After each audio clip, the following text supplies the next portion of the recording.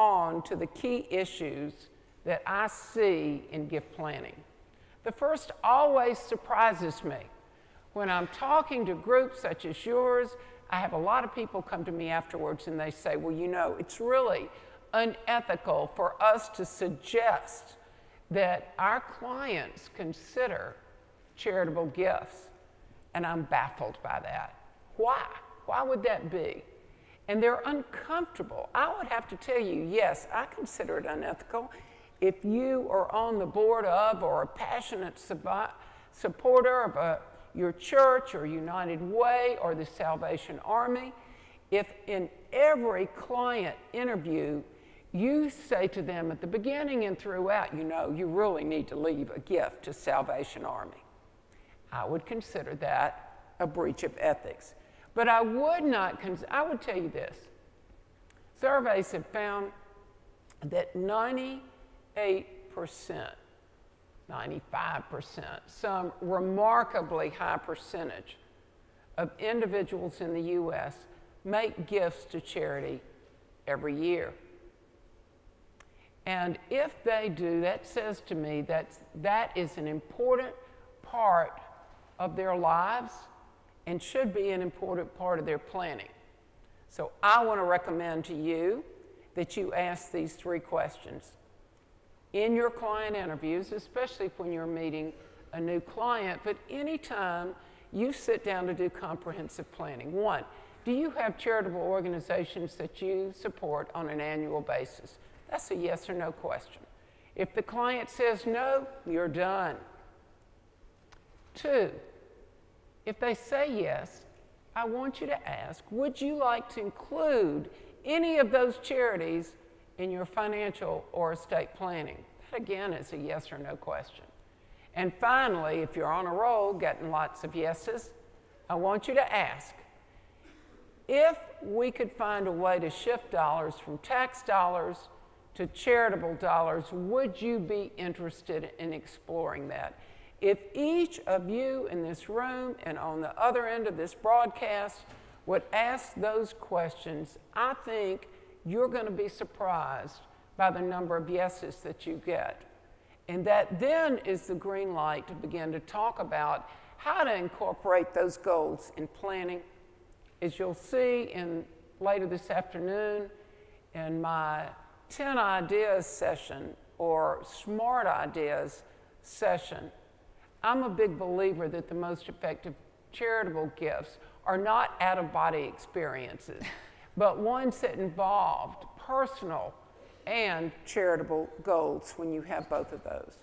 Let's move on to compensation. This is an area that is much maligned, but as I've noted, it's very much a part of some of your professional work. How does this work? What do I see that are ethical violations? 1, gift brokers. And here's how that works. Sometimes it's called finder's fees, and sometimes it's called gift brokering. I first saw this when I was in banking, and the court asked us to hold the assets in a dispute, and here's what happened. An older gentleman had moved to Arizona. He was creating a charitable trust that was promoted by someone, as it turns out, that was receiving a large fee to create the gift. And what this gift broker this individual's counseling the donor. They said to the broker, you've got some appreciated assets, you can avoid those gains. And the donor said, well, you know, I don't really have any charities I support. Can you recommend some? Well, as a matter of fact, he could. And the way that he built his list was by going to shop the charities and saying to each of them, if you would like to be named in this $1 million charitable remainder trust as a remainder, and this gentleman is old, I don't think he'll hold on long, it'll cost you 15%. You'll need to pay me 15% and I will recommend you. He went to several before he found a taker. And frankly, I was surprised by the taker. There may have been 2 in this case, very reputable charities who looked at it as a good investment. Unfortunately, the man created the trust, and about a month later he died, and his relatives in Alabama had never heard of these charities and had never seen their father be charitable. And of course, as a point in fact, all their inheritance went to them, to those charities, instead of the individuals. So they filed suit. Bottom line, they were very successful. And the deal was unwound, and the charities were out of pocket that 15% they had paid to be named a remainder. And no one was particularly sympathetic. That would be a violation of ethical standards, I believe, in all of our professions. It was not disclosed to the donor. What about other areas of compensation? I would say in some of our professions it's appropriate. Others, it may be incidental to the transaction. Let's say you're creating an irrevocable trust funded with a life insurance policy, and the insurance agent who is a part of that is paid a commission on sale of the policy. If all is disclosed, that is appropriate. Trust officers may be, trust banks may be trustee for these transactions. In those situations, fees are appropriate. In the situation that I mentioned, where you're getting an under-the-table payment to name a specific charity, introduce them to the transaction, that would go off-road. What about competency and duress? We've seen this in estate planning, the Brooke Astor case.